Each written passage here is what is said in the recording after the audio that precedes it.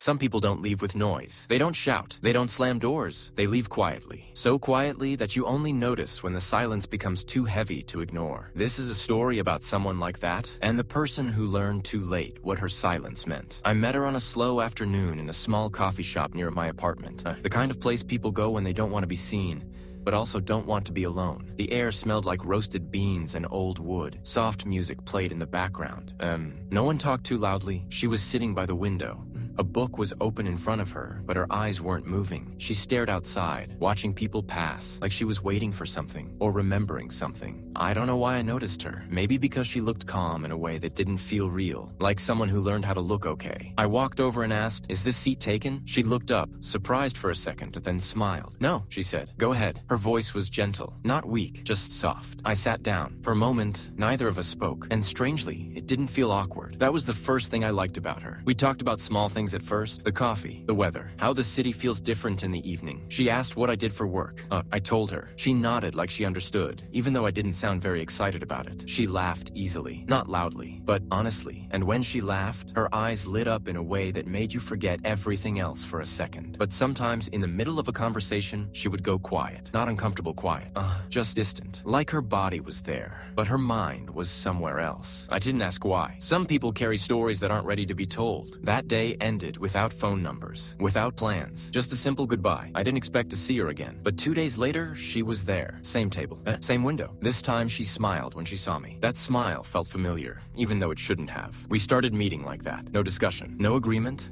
just coincidence that stopped feeling like coincidence. Same coffee shop, same time of day. Sometimes we talked a lot, sometimes we barely spoke, but the silence never felt empty. It felt shared. She never spoke much about her past, only small pieces. She once said she moved to the city to start over. I didn't ask from what. Another time, she said she was tired of being strong all the time. I understood that. We didn't talk about love. We didn't talk about the future. There were no labels, and somehow that made everything feel safer. I started to look forward to those afternoons more than I wanted to admit. She became part of my routine, and routines are dangerous because they trick you into believing they will last. One evening, it rained heavily. The streets were wet and loud. She was already there when I arrived. Her hair slightly messy, her jacket damp.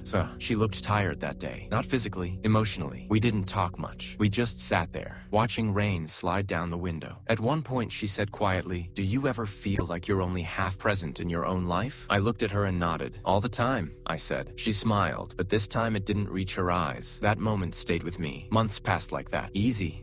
Comfortable. Too comfortable. I started believing she would always be there. I stopped preparing myself for loss. That was my mistake. One morning, I woke up and checked my phone. No message. That was unusual. She didn't text often, but she always replied. I told myself she was busy. By evening, something felt wrong. I went to the coffee shop. Her chair was empty. I ordered coffee and sat down. Minutes passed, then more minutes. I checked the door every time it opened. She didn't come. The barista noticed me waiting. "She hasn't been here lately," he said gently. Those words hit harder than I expected. That night, my phone stayed silent. No message, no explanation, just absence. The days that followed felt slow and heavy. I replayed everything in my head. Every conversation, every pause, every moment she went quiet, and I didn't ask why. I wondered if I missed a sign, or maybe I ignored it because it was easier. People talk about closure like it's something everyone gets. It's not. Sometimes you don't get answers. Sometimes you only get questions that echo. I kept going to the coffee shop for a while, sitting at the same table, hoping. Each time the chair across from me stayed empty.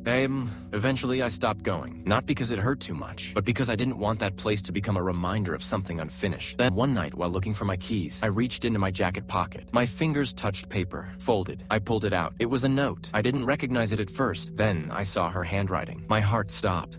I don't know how long it had been there. Days, weeks. The note was short, but every word felt heavy. It said, "I'm sorry I'm leaving this way. I didn't want to become another goodbye you had to survive. You were never the problem. You were the safe place. And that's why I had to go." I sat on the floor and read it again. And again. I didn't cry right away. Sometimes pain arrives quietly, later, when it's sure you're alone. That night, I understood something painful. She didn't leave because she didn't care. And she left because staying would have meant hurting both of us. And some people choose distance over damage, even when it breaks someone's heart.